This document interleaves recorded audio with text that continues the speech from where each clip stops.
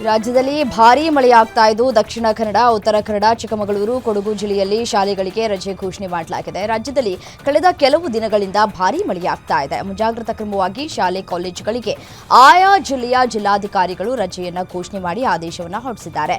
ರಾಜ್ಯದಾದ್ಯಂತ ಮುಂಗಾರು ಮಳೆ ತನ್ನ ರೌದ್ರಾವತಾರವನ್ನು ಮುಂದುವರಿಸಲಿದೆ ಅಂತ ಭಾರತೀಯ ಹವಾಮಾನ ಇಲಾಖೆ ಕೂಡ ಮುನ್ಸೂಚನೆಯನ್ನು ಕೊಟ್ಟಿದೆ.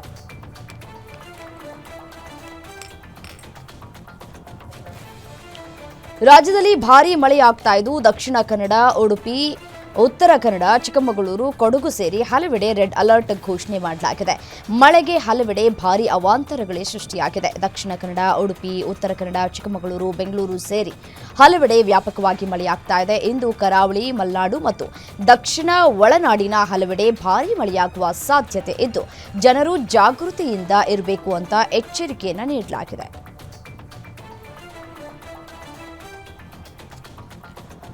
ಭಾರೀ ಮಳೆಗೆ ಗೋಡೆ ಕುಸಿದು ವೃದ್ಧೆ ಮೃತಪಟ್ಟ ಘಟನೆ ಶಿವಮೊಗ್ಗದ ಆಡುಗಡಿ ಗ್ರಾಮದಲ್ಲಿ ತಡರಾತ್ರಿ ನಡೆದಿದೆ. ಅವಘಡದಲ್ಲಿ 4 ಗಂಭೀರವಾಗಿ ಗಾಯವಾಗಿದ್ದು, ಈ ಪೈಕಿ ಒಬ್ಬರ ಸ್ಥಿತಿ ಚಿಂತಾಜನಕವಾಗಿದೆ. ಗಾಯಾಳುಗಳಿಗೆ ಶಿವಮೊಗ್ಗದ ಮೆಗ್ಗಾನ್ ಆಸ್ಪತ್ರೆಯಲ್ಲಿ ಚಿಕಿತ್ಸೆ ಮುಂದುವರೆದಿದೆ. ವೃದ್ಧೆಯ ಮೃತದೇಹವನ್ನು ಮೆಗ್ಗಾನ್ ಶವಾಗಾರಕ್ಕೆ ಶಿಫ್ಟ್ ಮಾಡಲಾಗಿದೆ. ಶಿವಮೊಗ್ಗ ಜಿಲ್ಲೆಯ ಹೊಸನಗರದಲ್ಲಿ ಭಾರೀ ಮಳೆ ಹಿನ್ನೆಲೆ ಮುನ್ನೆಚ್ಚರಿಕಾ ಕ್ರಮವಾಗಿ ಇಂದು ಶಾಲಾ ಕಾಲೇಜುಗಳಿಗೆ ರಜೆ ಘೋಷಿಸಲಾಗಿದೆ. ಹೊಸನಗರ ತಾಲೂಕಿನಾದ್ಯಂತ ಶಾಲಾ ಕಾಲೇಜುಗಳಿಗೆ ರಜೆ ಘೋಷಿಸಿ ತಹಶೀಲ್ದಾರ್ ರಶ್ಮಿ ಹಾಲೇಶ್ ಆದೇಶವನ್ನು ನೀಡಿದ್ದಾರೆ. ಹೊಸನಗರ ತಾಲೂಕಿನಲ್ಲಿ ಬಿಟ್ಟು ಬಿಡದೆ ಮಳೆ ಸುರಿತಾ ಇದೆ. ಹೊಸನಗರ, ಮಾಸ್ತಿಕಟ್ಟೆ, ಹುಲಿಕಲ್ ನಗರ, ಅದೇ ರೀತಿಯಾಗಿ ಯಡೂರು ಸೇರಿದಂತೆ ವಿವಿಧೆಡೆ ವರುಣ ಅಬ್ಬರಿಸಿದ್ದಾನೆ.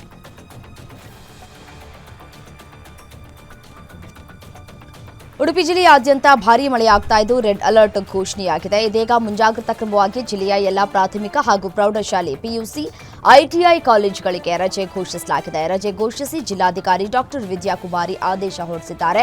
ಜಿಲ್ಲೆಯ ಹಲವೆಡೆ ನದಿಗಳು ತುಂಬಿ ಹರಿತಾ ಇದ್ದು ಬೈಂದೂರಿನ ಗ್ರಾಮಗಳ ಮನೆಗಳಿಗೆ ನೀರು ನುಗ್ಗಿ ಅವಾಂತರ ಸೃಷ್ಟಿಯಾಗಿದೆ. ಕೆಲವು ಗ್ರಾಮಗಳ ಜನರನ್ನ ಸುರಕ್ಷಿತ ಸ್ಥಳಗಳಿಗೆ ಸ್ಥಳಾಂತರ ಮಾಡಲಾಗಿದೆ.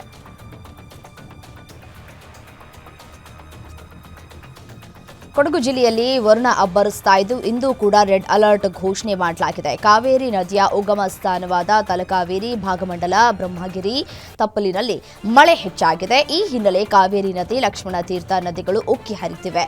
ನದಿಗಳ ನೀರಿನ ಮಟ್ಟ ಹೆಚ್ಚಾಗಿದ್ದು ಹಾರಂಗಿ ಜಲಾಶಯಕ್ಕೆ ಒಳಹರಿವು ಕೂಡ ಹೆಚ್ಚಳವಾಗಿದೆ. ಜಲಾಶಯದಿಂದ 4,000 ಕ್ಯೂಸೆಕ್ ನೀರು ಹೊರ ಹೋಗ್ತಾ ಇದೆ. ಇತ್ತ ಕೆಆರ್ಎಸ್ ಅಣೆಕಟ್ಟಿನ ನೀರಿನ ಮಟ್ಟ ಕೂಡ ಏರಿಕೆಯಾಗಿದೆ.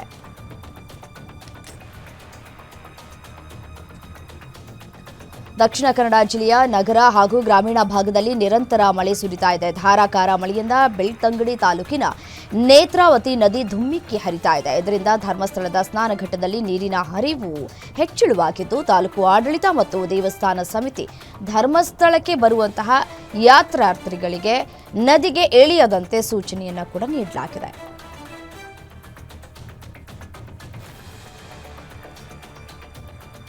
ಶಿವಮೊಗ್ಗದ ತೀರ್ಥಹಳ್ಳಿ ಹಾಗೂ ಚಿಕ್ಕಮಗಳೂರಿನ ಶೃಂಗೇರಿ ಭಾಗದಲ್ಲಿ ಭಾರೀ ಮಳೆಯಾಗ್ತಾ ಇದೆ. ಈ ಹಿನ್ನೆಲೆ ಶಿವಮೊಗ್ಗದ ಗಾಜನೂರು ಬಳಿ ಇರುವ ತುಂಗಾ ಜಲಾಶಯಕ್ಕೆ 31,000 ಕ್ಯೂಸೆಕ್ ನೀರು ಒಳಹರಿವು ಹೆಚ್ಚಾಗಿದೆ. ಪರಿಣಾಮ ಜಲಾಶಯದ 21 ಕ್ರಸ್ಟ್ ಗೇಟ್ ಮೂಲಕ 27,000 ಕ್ಯೂಸೆಕ್ ನೀರು ನದಿ ಮೂಲಕ ಬಿಡುಗಡೆ ಮಾಡಲಾಗಿದೆ. ಇದರಿಂದ ಶಿವಮೊಗ್ಗ ನಗರದ ಕೋರ್ಪಲ್ಲಯ್ಯ ಛತ್ರದ ಬಳಿ ಇರುವಂತಹ ಮಂಟಪ ಮುಕ್ಕಾಲು ಭಾಗ ಮುಳುಗೋಗಿದೆ. 3.24 ಟಿಎಂಸಿ ನೀರಿನ ಸಾಮರ್ಥ್ಯ ಹೊಂದಿರುವಂತಹ ತುಂಗಾ ಜಲಾಶಯ ಕಳೆದ ತಿಂಗಳೇ ಭರ್ತಿಯಾಗಿದೆ.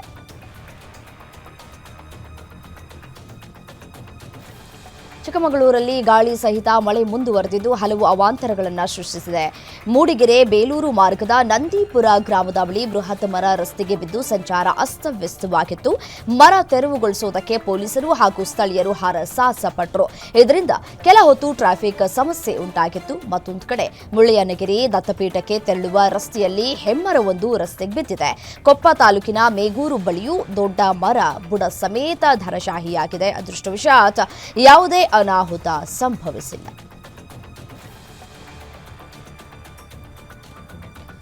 ಉತ್ತರ ಕನ್ನಡದ ದಾಂಡೇಲಿಯಲ್ಲಿ ನಿರಂತರ ಮಳೆಯಿಂದ ಚರಂಡಿ ಬ್ಲಾಕ್ ಆಗಿ ಜನರಿಗೆ ಹಿಂಸೆಯಾಗಿದೆ. ಜೆಎನ್ ರೋಡಲ್ಲಿರುವಂತಹ ಅಂಡರ್ ಗ್ರೌಂಡ್ನಲ್ಲಿರುವ ಮನೆಯೊಂದಕ್ಕೆ ಚರಂಡಿ ನೀರು ನುಗ್ಗಿದೆ. ಸುಮಾರು 1 ಅಡಿಯಷ್ಟು ನೀರು ಮನೆಯಲ್ಲಿ ನಿಂತಿದ್ದು ಮನೆ ಮಂದಿ ನರಕಯಾತನೆಯನ್ನ ಅನುಭವಿಸಿದ್ದಾರೆ. ಪ್ರತಿ ವರ್ಷ ಮಳೆ ಬಂದ್ರೆ ಚರಂಡಿ ನೀರೇನಿದೆ ಅದು ಮನೆಗೆ ನುಗ್ಗಿ ಅನಾಹುತಗಳು ಸೃಷ್ಟಿಯಾಗುತ್ತೆ. ಹಲವಾರು ಬಾರಿ ನಗರಸಭೆಗೆ ದೂರನ್ನ ಕೊಟ್ಟರೂ ಯಾವುದೇ ಕ್ರಮವನ್ನ ತೆಗೆದುಕೊಂಡಿಲ್ಲ ಅಂತ ಆಕ್ರೋಶವನ್ನ ವ್ಯಕ್ತಪಡಿಸ್ತಾ ಇದ್ದಾರೆ.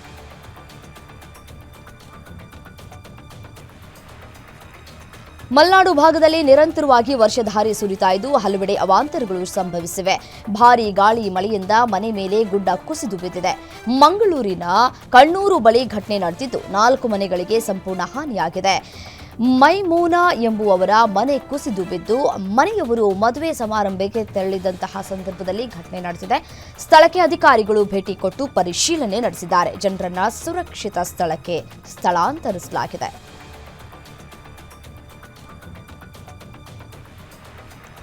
ಉತ್ತರ ಕನ್ನಡ ಜಿಲ್ಲೆಯ ಕಾರವಾರ ತಾಲೂಕಿನಲ್ಲಿ ನಿರಂತರ ಮಳೆಗೆ ಜನ ತತ್ತರಿಸಿ ಹೋಗಿದ್ದಾರೆ. ಬಿರುಗಾಳಿ ಸಹಿತ ಭಾರೀ ಮಳೆಗೆ ಆಟೋ ಮೇಲೆ ಬಿದ್ದ ಬೃಹತ್ ಮರ ಅದೃಷ್ಟವಶಾತ್ ಆಟೋ ಚಾಲಕ ಪ್ರಾಣಾಪಾಯದಿಂದ ಪಾರಾಗಿದ್ದಾನೆ. ಕಾರವಾರದ ಕಂದಾಯ ಇಲಾಖೆ ಕಚೇರಿ ಎದುರಿಗೆ ಈ ಘಟನೆ ನಡೆದಿದೆ. ಕಚೇರಿಯ ಮುಂಭಾಗ ನಿಲ್ಲಿಸಿದ್ದ ಆಟೋ ಮೇಲೆ ಬೃಹತ್ ಮರ ಬಿದ್ದಿದೆ. ಘಟನೆಗೆ ಸಂಬಂಧಪಟ್ಟಂತೆ ಕಾರವಾರ ನಗರ ಠಾಣೆಯಲ್ಲಿ ಪ್ರಕರಣ ದಾಖಲಾಗಿದೆ.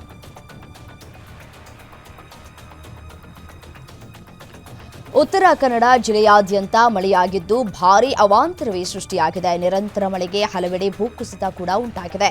ದಾಂಡೇಲಿಯಿಂದ ಜಗಲಬೇಟೆಗೆ ಹೋಗುವ ಒಳ ರಸ್ತೆಯಲ್ಲಿ ಭೂಕುಸಿತದ ಭೀತಿ ಎದುರಾಗಿದೆ. ಮುಂಜಾಗ್ರತಾ ಕ್ರಮವಾಗಿ ಪೊಲೀಸರು ಬ್ಯಾರಿಕೇಡ್ ಅನ್ನು ಅಳವಡಿಸಿದ್ದಾರೆ. ಈ ಮಾರ್ಗದಲ್ಲಿ ದೊಡ್ಡ ದೊಡ್ಡ ಟಿಪ್ಪರ್ ವಾಹನಗಳಿಗೆ ನಿರ್ಬಂಧವನ್ನು ಕೂಡ ಹೇರಲಾಗಿದೆ.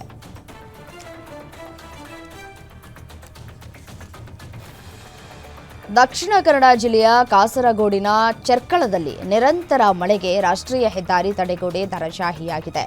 ನೂತನವಾಗಿ ನಿರ್ಮಾಣವಾದಂತಹ ರಾಷ್ಟ್ರೀಯ ಹೆದ್ದಾರಿಗೆ ಕಟ್ಟಿರುವಂತಹ ತಡೆಗೋಡೆ ಕುಸಿದಿದ್ದು ಹಲವು ಮನೆಗಳು ಅಪಾಯದ ಪರಿಸ್ಥಿತಿಯಲ್ಲಿದ್ದಾವೆ ಅಂತ ಕೂಡ ಹೇಳಲಾಗ್ತಾ ಇದೆ.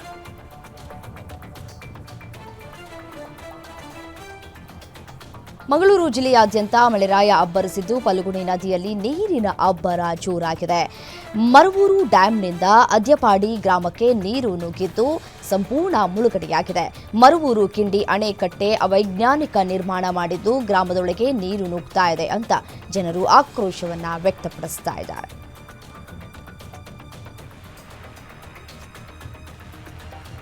ಕೇಂದ್ರ ಸರ್ಕಾರದಿಂದ ಜಾತಿ ಜನಗಣತಿ ವಿಚಾರಕ್ಕೆ ಸಂಬಂಧಪಟ್ಟಂತೆ ದಾವಣಗೆರೆಯಲ್ಲಿ ಸಿಎಂ ಸಿದ್ದರಾಮಯ್ಯ ರಿಯಾಕ್ಟ್ ಮಾಡಿದ್ದಾರೆ. ಕೇಂದ್ರ ಸರ್ಕಾರ ಸಾಮಾಜಿಕ ಶೈಕ್ಷಣಿಕ ಸರ್ವೆ ಮಾಡ್ತೀವಿ ಎಂದಿಲ್ಲ. ನಾವು ಮಾಡ್ತಾ ಇರೋದು ಸಾಮಾಜಿಕ ಶೈಕ್ಷಣಿಕ ಸಮೀಕ್ಷೆ. ಇದರಲ್ಲಿ ಜಾತಿ ಜನಗಣತಿಯೂ ಬರುತ್ತೆ. ಕೇಂದ್ರ ಸರ್ಕಾರ ಮಾಡಲಿ, ನಮ್ದೇನೂ ತಕರಾರಿಲ್ಲ. ನಮಗೂ ಅವರಿಗೂ ವ್ಯತ್ಯಾಸ ಇದೆ ಅಂತ ಸಿಎಂ ಸಿದ್ದರಾಮಯ್ಯ ಸ್ಪಷ್ಟನೆಯನ್ನು ಕೊಟ್ಟಿದ್ದಾರೆ.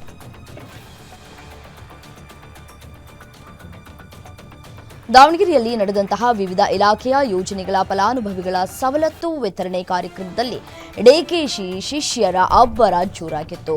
ಸಿಎಂ ಸಿದ್ದರಾಮಯ್ಯ ಎದುರಲ್ಲೇ ಡಿಕೆಶಿ ಚನ್ನಗಿರಿ ಶಾಸಕ ಶಿವಗಂಗಾ ಬಸವರಾಜ್ ಕೈ ಹಿಡಿದು ಎಳೆದು ದೀಪವನ್ನ ಬೆಳಗಿಸಿದ್ದಾರೆ. ಅಂದರೆ ಅವ್ರ ಕೈಯನ್ನು ಹಿಡಿದುಕೊಂಡೇ ದೀಪವನ್ನು ಬೆಳಗಿಸಿರುವಂಥದ್ದು. ಪದೇ ಪದೇ ಸಿಎಂ ಬದಲಾವಣೆ ಹೇಳಿಕೆಯನ್ನು ಕೊಟ್ಟು ಡಿಕೆಶಿ ಬೆನ್ನಿಗೆ ನಿಂತಿರುವಂತಹ ಶಾಸಕ ಜ್ಯೋತಿ ಬೆಳಗಿಸೋದರ ಸಂದರ್ಭದಲ್ಲಿ ಸಚಿವ ಡಿ ಸುಧಾಕರ್ ಬಳಿ ಇದ್ದಂತಹ ಕ್ಯಾಂಡಲ್ ಅನ್ನು ಹಿಡಿದುಕೊಂಡು ಶಿವಗಂಗಾ ಕಡೆಯಿಂದ ಡಿಕೆಶಿ ಜ್ಯೋತಿಯನ್ನು ಬೆಳಗಿಸಿದ್ದಾರೆ.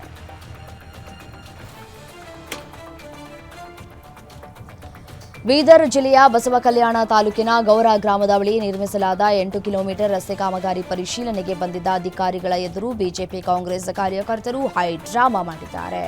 ಕಾಂಗ್ರೆಸ್ ನಾಯಕರ ಕಳಪೆ ಕಾಮಗಾರಿ ಆರೋಪ ಹಿನ್ನೆಲೆ ಅಧಿಕಾರಿಗಳು ಪರಿಶೀಲನೆ ನಡೆಸಿದ್ರು. ಪರಿಶೀಲನೆ ವೇಳೆ ಗುಣಮಟ್ಟ ಪರಿಶೀಲಿಸುವುದಕ್ಕೆ ರಸ್ತೆ ಅಗಿತಾ ಇದ್ದಂತೆ ಬಿಜೆಪಿ ಕಾಂಗ್ರೆಸ್ ಕಾರ್ಯಕರ್ತರ ನಡುವೆ ಮಾತಿನ ಚಕಮಕಿ ಆರಂಭವಾಗಿ ಕೈ ಮಿಲಾಯಿಸುವ ಹಂತಕ್ಕೆ ತಲುಪಿತ್ತು. ಬಳಿಕ ಸ್ಥಳದಲ್ಲಿ ಇದ್ದಂತಹ ಪೊಲೀಸರು ಪರಿಸ್ಥಿತಿಯನ್ನು ತಿಳಿಗೊಳಿಸಿದ್ದಾರೆ. ಬಾಗಲಕೋಟೆಯಲ್ಲಿ ಜಿಲ್ಲಾಡಳಿತ ಭವನದ ಎದುರು ಹಿರಿಯ ನಾಗರಿಕರು ಧರಣಿಯನ್ನು ನಡೆಸಿದ್ದಾರೆ. ರಾಜ್ಯ ಹಿರಿಯ ನಾಗರಿಕರು ಹಾಗೂ ನಿವೃತ್ತ ನೌಕರರ ಕ್ಷೇಮಾಭಿವೃದ್ಧಿ ಸಂಘದಿಂದ ಧರಣಿಯನ್ನು ನಡೆಸಲಾಯಿತು. ಹಿರಿಯ ನಾಗರಿಕರನ್ನ ರಾಷ್ಟ್ರದ ಸಂಪತ್ತು ಅಂತ ಹೇಳಿ ಘೋಷಿಸಬೇಕು, ಮಾಸಿಕ 10,000 ವೃದ್ಧಾಪ್ಯ ವೇತನವನ್ನು ನೀಡಬೇಕು, ಹೀಗೆ 10 ಬೇಡಿಕೆಗಳ ಈಡೇರಿಕೆಗೆ ಆಗ್ರಹಿಸಿ ಜಿಲ್ಲಾಧಿಕಾರಿಗಳ ಮೂಲಕ ಕೇಂದ್ರ ಮತ್ತು ರಾಜ್ಯ ಸರ್ಕಾರಕ್ಕೆ ಮನವಿಯನ್ನ ಸಲ್ಲಿಸಲಾಯಿತು.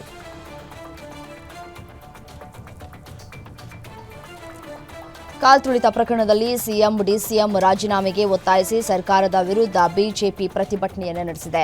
ಧಾರವಾಡದಲ್ಲಿ ಜುಬಿಲಿ ವೃತ್ತದಲ್ಲಿ ರಾಜ್ಯ ಸರ್ಕಾರದ ವಿರುದ್ಧ ಧಿಕ್ಕಾರವನ್ನು ಕೂಗಿ ಆಕ್ರೋಶವನ್ನು ಹೊರಹಾಕಿದರು. ಮಳೆಯಲ್ಲೂ ಪ್ರತಿಭಟನೆಯನ್ನು ನಡೆಸಿದಂತಹ ಬಿಜೆಪಿ ಕಾರ್ಯಕರ್ತರು ಸಿಎಂ ಡಿಸಿಎಂ ಕೂಡಲೇ ರಾಜೀನಾಮೆಯನ್ನು ಕೊಡಬೇಕು ಅಂತ ಹೇಳಿ ಆಗ್ರಹಿಸಿದರು.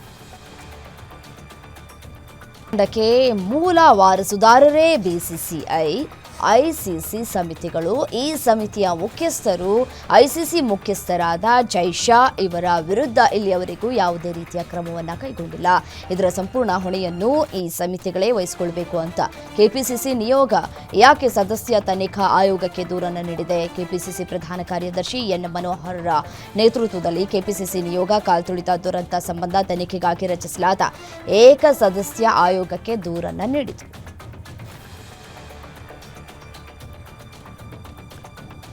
ವಿದ್ಯುತ್ ಶಾರ್ಟ್ ಸರ್ಕ್ಯೂಟ್ನಿಂದ ಆಟೋಮೊಬೈಲ್ ಅಂಗಡಿ ಸುಟ್ಟು ಕರಕಲಾಗಿದ್ದು, ಬೆಳಗಾವಿ ನಗರದ ಪೋರ್ಟ್ ರಸ್ತೆಯಲ್ಲಿ ಘಟನೆ ನಡೆದಿದೆ. ಲಕ್ಷಾಂತರ ರೂಪಾಯಿ ಮೌಲ್ಯದ ಟೈರ್, ವಾಹನದ ಬಿಡಿ ಭಾಗಗಳು ಬೆಂಕಿಗೆ ಆಹುತಿಯಾಗಿದೆ. ಸ್ಥಳಕ್ಕೆ ಆಗಮಿಸಿದಂತಹ ಮಾರ್ಕೆಟ್ ಪೊಲೀಸರು, ಅಗ್ನಿಶಾಮಕ ಸಿಬ್ಬಂದಿ ಬೆಂಕಿ ನಂದಿಸುವಲ್ಲಿ ಯಶಸ್ವಿಯಾಗಿದ್ದಾರೆ. ಘಟನೆ ಸಂಬಂಧ ಮಾರ್ಕೆಟ್ ಪೊಲೀಸ್ ಠಾಣೆಯಲ್ಲಿ ಪ್ರಕರಣ ದಾಖಲಾಗಿದೆ.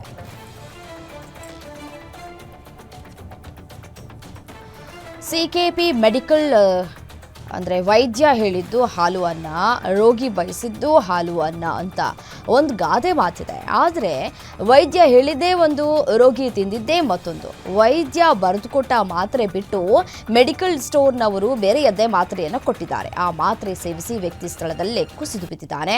ಈ ಘಟನೆ ಚಿಕ್ಕಬಳ್ಳಾಪುರ ಜಿಲ್ಲೆಯ ಚಿಂತಾಮಣಿ ನಗರದಲ್ಲಿ ನಡೆದಿದೆ. ಎಡವಟ್ಟು ಮಾಡಿದಂತಹ ಮೆಡಿಕಲ್ ಸ್ಟೋರ್ ವಿರುದ್ಧ ಕಾನೂನು ಕ್ರಮಕ್ಕೆ ರೋಗಿ ಆಗ್ರಹಿಸಿದ್ದಾನೆ.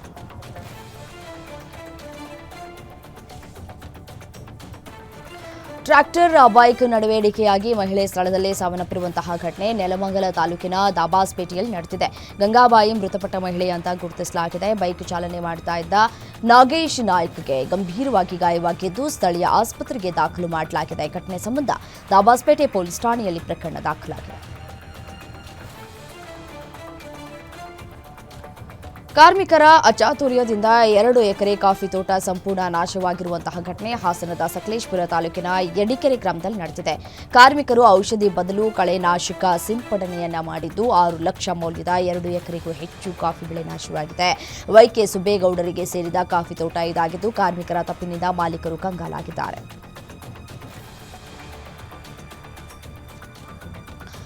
ಮಗು ಕಿರಿಕಿರಿ ಮಾಡ್ತಾ ಇದೆ ಅಂತ ಹೆತ್ತ ತಾಯಿಯೇ ಚಿತ್ರ ಹಿಂಸೆ ನೀಡಿರುವಂತಹ ಘಟನೆ ಹುಬ್ಬಳ್ಳಿಯ ಟಿಪ್ಪು ನಗರದಲ್ಲಿ ನಡೆದಿದೆ. ಅನುಷಾ ಹುಲಿಮಾರ ಮಗುವಿನ ಮೇಲೆ ಪೈಶಾಚಿಕ ಕೃತ್ಯವನ್ನು ಎಸಗಿದಂತಹ ತಾಯಿ ಎನ್ನಲಾಗಿದೆ. 4 ವರ್ಷದ ಮಗು ಬಹಳಷ್ಟು ಅಳೋದು ಮತ್ತು ಮೊಂಡುತನವನ್ನ ಮಾಡ್ತಾ ಇದೆ ಅಂತ ಕೈ, ಕಾಲು, ಎದೆ ಭಾಗವನ್ನ ಸುಟ್ಟು ಪೈಶಾಚಿಕ ಕೃತ್ಯವನ್ನು ನಡೆಸಿದ್ದಾಳೆ. ಮಗು ವಿಲವಿಲ ಒದ್ದಾಡ್ತಾ ಇರೋದನ್ನು ನೋಡಿದಂತಹ ಸ್ಥಳೀಯರು ಪೊಲೀಸರಿಗೆ ಮಾಹಿತಿಯನ್ನು ನೀಡಿದ್ದಾರೆ. ಆರೋಪಿಯನ್ನ ಬಂಧಿಸಿದ್ದಾರೆ. ಹಳೆ ಹುಬ್ಬಳ್ಳಿ ಪೊಲೀಸ್ ಠಾಣೆಯಲ್ಲಿ ಪ್ರಕರಣ ದಾಖಲಾಗಿದೆ.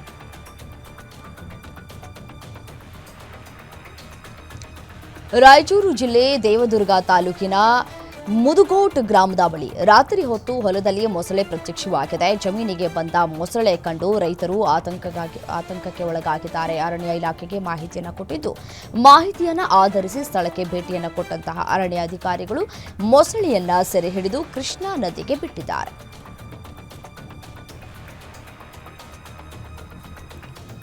ಮೈಸೂರಿನ ನಾಗರಹೊಳೆ ಅಭಯಾರಣ್ಯದ ದಮ್ಮನಕಟ್ಟೆ ಸಫಾರಿ ವಲಯದಲ್ಲಿ ಹುಲಿರಾಯ ತನ್ನ 4 ಮರಿಗಳ ಜೊತೆ ದರ್ಶನವನ್ನು ನೀಡಿದ್ದಾನೆ. ಮರಿಗಳ ಜೊತೆ ತಾಯಿ ಹುಲಿ ಸಫಾರಿ ರಸ್ತೆ ಕ್ರಾಸ್ ಮಾಡಿದೆ. ಏಕಕಾಲದಲ್ಲಿ 5 ಹುಲಿಗಳನ್ನು ಕಂಡಂತಹ ಪ್ರವಾಸಿಗರು ರೋಮಾಂಚನಗೊಂಡಿದ್ದಾರೆ. ತಮ್ಮ ಮೊಬೈಲ್ಗಳಲ್ಲಿ ದೃಶ್ಯಗಳನ್ನು ಸೆರೆ ಹಿಡಿದಿದ್ದಾರೆ. ಮಂಡ್ಯದ ಮೀನುಗಾರರ ಬಲೆಗೆ ಅಪರೂಪದ ಬಂಗಾರ ಬಣ್ಣದ ಗೌರಿ ಮೀನು ಬಿದ್ದಿದೆ. ಕೆಆರ್ಪೇಟೆಯ ದೇವಿರಮ್ಮಣ್ಣಿ ಕೆರೆಯಲ್ಲಿ ಅಪರೂಪದ ಮೀನಿನ ತಳಿ ಪತ್ತೆಯಾಗಿದೆ. ಬಂಗಾರದ ಬಣ್ಣದ ಮೀನನ್ನ ಕಂಡು ಮೀನುಗಾರರು ಅಚ್ಚರಿಗೊಂಡಿದ್ದಾರೆ.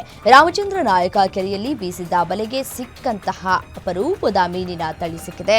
4 ಕೆಜಿ ತೂಕವಿದ್ದಂತಹ ಈ ಅಪರೂಪದ ಗೌರಿ ಮೀನು 1,000ಕ್ಕೆ ಬಿಕ್ರಿಯಾಗಿದೆ.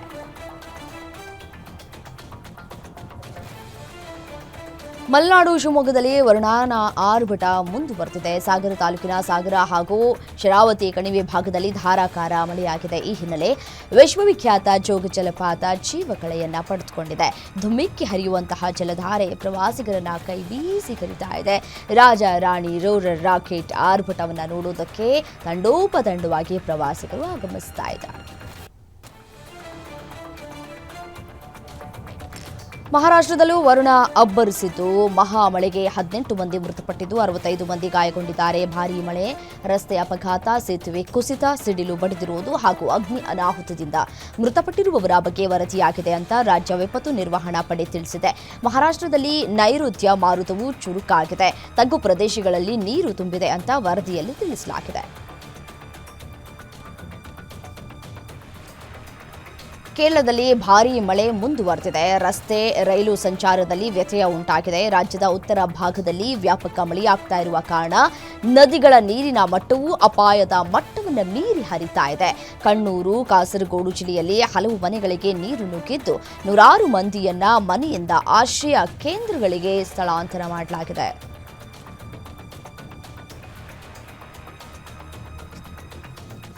ಹದಿನಾರು ವರ್ಷಗಳ ಬಳಿಕ ಭಾರತದಲ್ಲಿ ಜನಗಣತಿಯೊಂದಿಗೆ ಜಾತಿ ಗಣತಿ ನಡೆಸುವುದಕ್ಕೆ ಕೇಂದ್ರ ಸರ್ಕಾರ ಅಧಿಸೂಚನೆ ಹೊರಡಿಸಿದೆ. ಜನಗಣತಿ ಜೊತೆ ಜಾತಿ ಗಣತಿ ಸಹ ನಡೆಸಲಾಗುತ್ತೆ ಅಂತ ಕೇಂದ್ರ ಗೃಹ ಸಚಿವ ಅಮಿತ್ ಶಾ ಎಕ್ಸ್ ಖಾತೆಯಲ್ಲಿ ಮಾಹಿತಿ ನೀಡಿದ್ದಾರೆ. 34 ಲಕ್ಷ ಗಣತಿದಾರರು, ಸೂಪರ್ವೈಸರ್ಗಳು ಹಾಗೂ 1.3 ಲಕ್ಷ ಜನಗಣತಿ ಕಾರ್ಯಕರ್ತರು ಈ ಪ್ರಕ್ರಿಯೆಯಲ್ಲಿ ಭಾಗಿಯಾಗ್ತಾರೆ. ಅತ್ಯಾಧುನಿಕ ತಂತ್ರಜ್ಞಾನವುಳ್ಳ ಮೊಬೈಲ್, ಡಿಜಿಟಲ್ ಗ್ಯಾಜೆಟ್ ಅನ್ನು ಬಳಸಲಾಗ್ತಾ ಇದೆ ಅಂತ ಕೇಂದ್ರ ಗೃಹ ಸಚಿವರು ತಿಳಿಸಿದ್ದಾರೆ. ಪ್ರಧಾನಿ ನರೇಂದ್ರ ಮೋದಿಗೆ ಸೈಪ್ರಸ್ ದೇಶದಿಂದ ಅತ್ಯುನ್ನತ ಗೌರವ ದೊರೆತಿದೆ.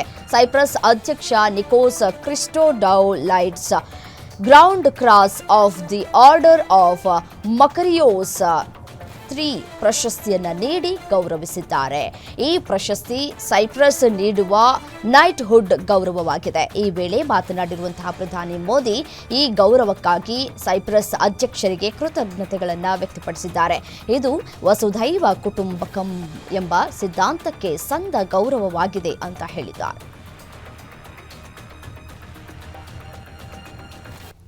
ಪ್ರಧಾನಿ ಮೋದಿ ನಿನ್ನೆ ಸೈಪ್ರಸ್ ವಿದೇಶ ಪ್ರವಾಸವನ್ನ ಮುಕ್ತಾಯಗೊಳಿಸಿದ್ರು. ಈ ವೇಳೆ ಸೈಪ್ರಸ್ ಅಧ್ಯಕ್ಷ ಕ್ರಿಸ್ಟೋಡೌಲೈಡ್ಸ್ ಅವರಿಗೆ ಐಷಾರಾಮಿ ಕಾಶ್ಮೀರಿ ರೇಷ್ಮೆ ಕಾರ್ಪೆಟ್ ಅನ್ನ ಉಡುಗೊರೆಯಾಗಿ ನೀಡಿದರು. ಇದು ಗಾಢವಾದ ಕೆಂಪು ಬಣ್ಣದಲ್ಲಿದ್ದು ಜಿಂಕೆ ಮತ್ತು ಕೆಂಪು ಬಾರ್ಡರ್ ಅನ್ನ ಹೊಂದಿದೆ.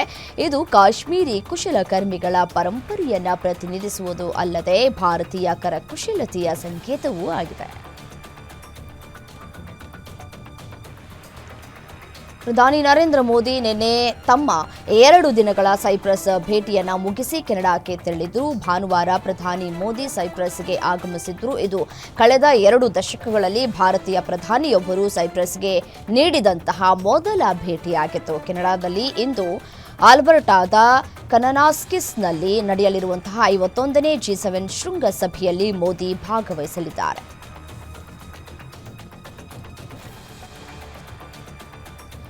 ಕೇಂದ್ರ ಹಣಕಾಸು ಸಚಿವೆ ನಿರ್ಮಲಾ ಸೀತಾರಾಮನ್ 4 ದಿನಗಳ ಕಾಶ್ಮೀರ ಪ್ರವಾಸ ಕೈಗೊಂಡಿದ್ದಾರೆ. ನಿನ್ನೆ ಜಮ್ಮು ಕಾಶ್ಮೀರದ ಲಡಾಖ್ಗೆ ತೆರಳಿದ್ರು. ಈ ವೇಳೆ ಹಲವು ಅಭಿವೃದ್ಧಿ ಯೋಜನೆಗಳಿಗೆ ಚಾಲನೆ ನೀಡಿದ್ದಾರೆ. ಜೊತೆಗೆ ಅವರು ಹ್ಯಾನ್ಲೆಯಲ್ಲಿ ಮಿನಿ ತಾರಾಲಯಕ್ಕೆ ಶಂಕುಸ್ಥಾಪನೆಯನ್ನು ನೆರವೇರಿಸಿದ್ರು. ಇದು ಲಡಾಖ್ನ ಪ್ರವಾಸೋದ್ಯಮದ ಒಂದು ಭಾಗವಾಗಲಿದೆ.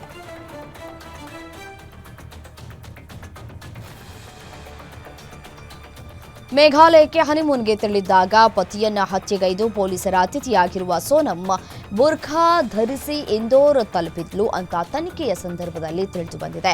ಪ್ರಕರಣಕ್ಕೆ ಸಂಬಂಧಪಟ್ಟಂತೆ ಒಂದೊಂದೇ ವಿಚಾರಗಳು ಬಯಲಾಗ್ತಾ ಇದ್ದು, ರಾಜ ರಘುವಂಶಿ ಹತ್ಯೆ ಬಳಿಕ ಸೋನಂ ರಹಸ್ಯವಾಗಿ ಇಂದೋರ್ನ ಫ್ಲಾಟ್ ಒಂದರಲ್ಲಿ ವಾಸವಾಗಿದ್ಲು. ಕೊಲೆಯ ರಹಸ್ಯ ಯಾರಿಗೂ ತಿಳಿಬಾರದು ಅಂತ ಯಾರಿಗೂ ಗೊತ್ತಾಗದಂತೆ ಬುರ್ಖಾ ಧರಿಸಿ ಮೇಘಾಲಯದಿಂದ ಇಂದೋರ್ಗೆ ಬಂದಿದ್ಲು. ಅಲ್ಲದೆ ಮದುವೆಗೆ 11 ದಿನ ಇರುವಾಗಲೇ ಕೊಲೆಗೆ ಎಲ್ಲ ಸಿದ್ಧತೆಯನ್ನ ಮಾಡಿಕೊಳ್ಳಲಾಗಿತ್ತು ಅನ್ನುವುದನ್ನು ತನಿಖೆಯ ಸಂದರ್ಭದಲ್ಲಿ ಆರೋಪಿ ಬಾಯ್ಬಿಟ್ಟಿದ್ದಾಳೆ.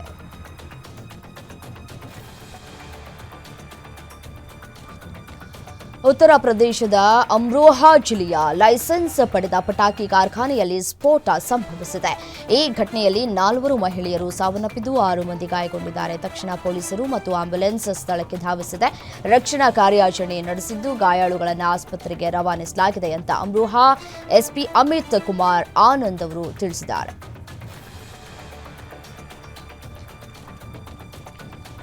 ಛತ್ತೀಸ್ಗಢದ ಪೊಲೀಸ್ ಅಧಿಕಾರಿಯೊಬ್ಬರ ಹೆಂಡತಿ ಸರ್ಕಾರಿ ಕಾರಿನ ಬಾನೆಟ್ನಲ್ಲಿ ಕುಳಿತು ತನ್ನ ಹುಟ್ಟುಹಬ್ಬವನ್ನು ಆಚರಿಸ್ತಾ ಇರೋದು ಮತ್ತು ಕೇಕನ್ನು ಕತ್ತರಿಸ್ತಾ ಇರುವಂತಹ ವಿಡಿಯೋ ಏನಿದೆ ಅದು ಸೋಷಿಯಲ್ ಮೀಡಿಯಾದಲ್ಲಿ ವೈರಲ್ ಆಗಿದೆ. ಇನ್ನು ಮಹಿಳೆಯನ್ನ ಹೆಸರು ಫರೀಹೀನ್ ಖಾನ್ ಅಂತ ಹೇಳಿ ಗುರುತಿಸಲಾಗಿದೆ. ಈಕೆ ಜಂಜ್ಗಿರ್ ಚಂಪಾ ಜಿಲ್ಲೆಯ ಡಿಎಸ್ಪಿ ತಾಸ್ಲಿಂ ಅರೀಫ್ ಅವರ ಹೆಂಡತಿ ಅಂತ ಹೇಳಲಾಗ್ತಾ ಇದೆ. ಈ ವಿಡಿಯೋವನ್ನು ನೋಡಿ ಜನರು ಆಕ್ರೋಶವನ್ನು ವ್ಯಕ್ತಪಡಿಸ್ತಾ ಇದ್ದಾರೆ.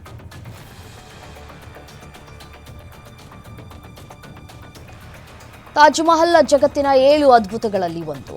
ಇದರ ಸೌಂದರ್ಯವನ್ನ ಕಣ್ತುಂಬಿಕೊಳ್ಳುವುದಕ್ಕೆ ಸಾಕಷ್ಟು ಪ್ರವಾಸಿಗರು ಆಗ್ರಾಕ್ಕೆ ಭೇಟಿಯನ್ನು ನೀಡಿದ್ದಾರೆ. ಆದರೆ ಮಧ್ಯಪ್ರದೇಶದ ದಂಪತಿ ತಮ್ಮ ಮನೆಯನ್ನ ಈ ಐತಿಹಾಸಿಕ ಸ್ಮಾರಕದ ಪ್ರತಿಕೃತಿಯಂತೆ ವಿನ್ಯಾಸಗೊಳಿಸಿದ್ದಾರೆ. ಇದರ ವಿಡಿಯೋ ಸೋಷಿಯಲ್ ಮೀಡಿಯಾದಲ್ಲಿ ವೈರಲ್ ಆಗಿದ್ದು, ನೆಟ್ಟಿಗರು ಈ ಮನೆಯನ್ನ ನೋಡಿ ಫುಲ್ ಫಿದಾ ಆಗಿದ್ದಾರೆ. ಆನಂದ್ ಪ್ರಕಾಶ್ ಚೌಕ್ಷೆ ಮತ್ತು ಈತನ ಪತ್ನಿ ಒಡೆತನದ 4 ಬೆಡ್ರೂಮ್ಗಳಿರುವಂತಹ ಮನೆ ಮಧ್ಯಪ್ರದೇಶದ ಬುಹ್ರಾನ್ಪುರದಲ್ಲಿ ಇದೆ.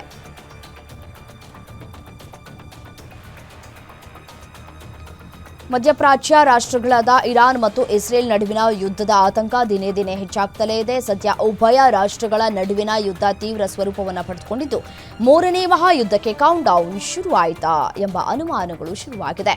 ಇಸ್ರೇಲ್ ಮೇಲೆ ಅಣ್ವಸ್ತ್ರ ದಾಳಿಗೆ ಮುಂದಾಯಿತಾ ಇರಾನ್ ಎಂಬ ಸಂಶಯ ಮೂಡಿದೆ. ಇಂದು ಅಚ್ಚರಿ ಕಾದಿದೆ ಅಂತ ಇರಾನ್ ಸೇನೆ ಹೇಳಿಕೊಂಡಿದೆ. ಇರಾನ್ ಸೇನೆಯ ಟ್ವೀಟ್ನ ಗೂಢಾರ್ಥವೇನು ಅನ್ನೋದು ಸಂಶಯವನ್ನು ಕೂಡ ಮತ್ತಷ್ಟು ಹೆಚ್ಚಿಸಿದೆ.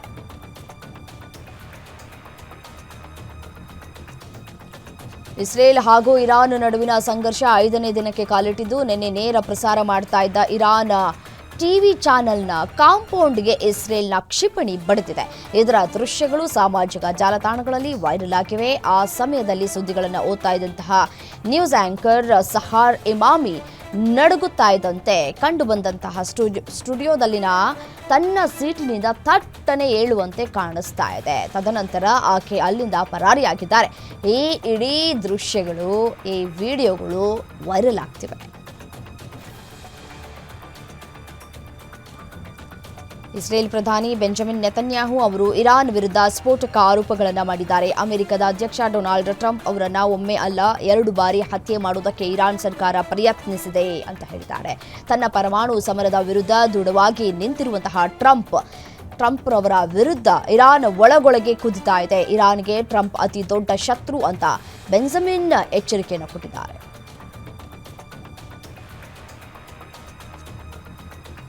ಇಸ್ರೇಲ್ ಜೊತೆಗಿನ ಮಿಲಿಟರಿ ಸಂಘರ್ಷ 4ನೇ ದಿನಕ್ಕೆ ಕಾಲಿಟ್ಟಿದ್ದು, ಟೆಲ್ ಅವೀವ್ನಲ್ಲಿ ಇರುವಂತಹ ಅಮೆರಿಕದ ರಾಯಭಾರ ಕಚೇರಿಯ ಮೇಲೆ ಇರಾನ್ ಕ್ಷಿಪಣಿ ದಾಳಿ ನಡೆಸಿದೆ ಅಂತ ಉನ್ನತ ಅಧಿಕಾರಿಯೊಬ್ಬರು ತಿಳಿಸಿದ್ದಾರೆ. ಇಸ್ರೇಲ್ನಲ್ಲಿ ಅಮೆರಿಕದ ರಾಯಭಾರಿಯಾಗಿರುವ ಮೈಕ್ ಹಕಬಿ ಅವರು ಸಾಮಾಜಿಕ ಮಾಧ್ಯಮದಲ್ಲಿ ಇರಾನ್ ಹಾಕಿದ ಕ್ಷಿಪಣಿಯೊಂದು ಕಚೇರಿಯ ಸಮೀಪದಲ್ಲಿ ಅಪ್ಪಳಿಸಿದ ನಂತರ ಬಳಿ ಸಣ್ಣ ಪುಟ್ಟ ಹಾನಿ ಉಂಟಾಗಿದೆ ಅಂತ ಕೂಡ ಹೇಳಿದ್ದಾರೆ. ಈ ಘಟನೆಯಲ್ಲಿ ಯಾವುದೇ ಅಮೆರಿಕನ್ ಸಿಬ್ಬಂದಿಗೆ ಗಾಯಗಳು ಕೂಡ ಆಗಿಲ್ಲ ಅನ್ನುವಂತಹ ಮಾಹಿತಿಯನ್ನು ಕೂಡ ಹಂಚಿಕೊಂಡಿದ್ದಾರೆ.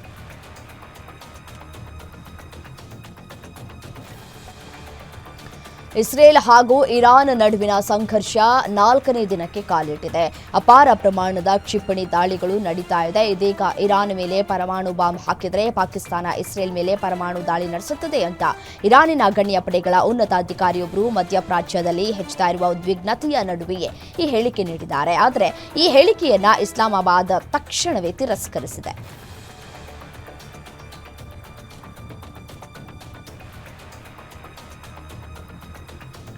ಇಸ್ರೇಲ್ ಹಾಗೂ ಇರಾನ್ ನಡುವಿನ ಉದ್ವಿಗ್ನತೆ ಹೆಚ್ಚಿದೆ. ದಾಳಿ ಪ್ರತಿದಾಳಿ ನಡೀತಲೇ ಇದೆ. ಇಸ್ರೇಲ್ನಲ್ಲಿ 40,000 ಪ್ರವಾಸಿಗರು ಸಿಲುಕೊಂಡಿದ್ದಾರೆ.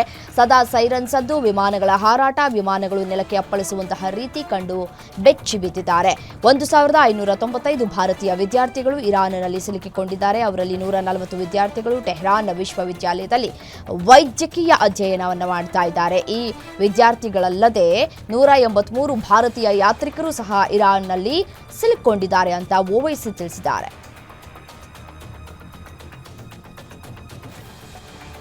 ಐಪಿಎಲ್ನಲ್ಲಿ ತನ್ನ ಬೌಲಿಂಗ್ನಿಂದಲೇ ಸುದ್ದಿಯಾಗಿದ್ದ ಬೌಲರ್ ದಿಗ್ವೇಶ್ ರಾಥಿ ಈಗ ಸ್ಥಳೀಯ ಕ್ರಿಕೆಟ್ ಪಂದ್ಯದಲ್ಲಿ 5 ಎಸೆತಗಳಲ್ಲಿ 5 ವಿಕೆಟ್ ಕಬಳಿಸುವ ಮೂಲಕ ಮತ್ತೆ ಸುದ್ದಿಯಾಗಿದ್ದಾರೆ. ಲಕ್ನೋ ಸೂಪರ್ ಜೈಂಟ್ಸ್ ತಂಡದ ಮಾಲೀಕ ಸಂಜೀವ್ ಗೋಯಂಕಾ ದಿಗ್ವೇಶ್ ರಾಥಿ ವಿಡಿಯೋವನ್ನು ಎಕ್ಸ್ನಲ್ಲಿ ಪೋಸ್ಟ್ ಮಾಡಿ ಸ್ಥಳೀಯ ಟಿ20 ಪಂದ್ಯದಲ್ಲಿ ದಿಗ್ವೇಶ್ ರಾಥಿ 5 ವಿಕೆಟ್ ಪಡೆದಿದ್ದಾರೆ. ಐಪಿಎಲ್ 2025ರಲ್ಲಿ ಉದಯವಾದ ತಾರೆ ಅಂತ ಮೆಚ್ಚುಗೆಯನ್ನು ವ್ಯಕ್ತಪಡಿಸಿದ್ದಾರೆ.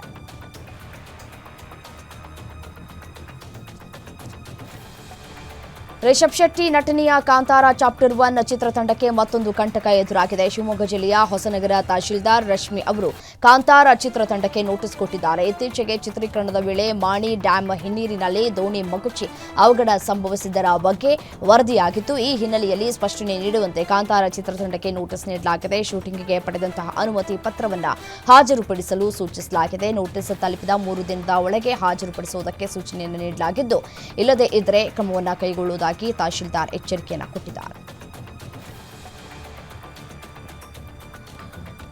ಅಹಮದಾಬಾದ್ನಲ್ಲಿ ನಡೆದಂತಹ ವಿಮಾನ ಪತನದ ಬಳಿಕ ದೇಶದ ಜನತೆಗೆ ಇಂದಿಗೂ ದುರ್ಘಟನೆಯ ನೋವಿನಿಂದ ಹೊರಬರೋದಕ್ಕೆ ಸಾಧ್ಯ ಆಗ್ತಾ ಇಲ್ಲ.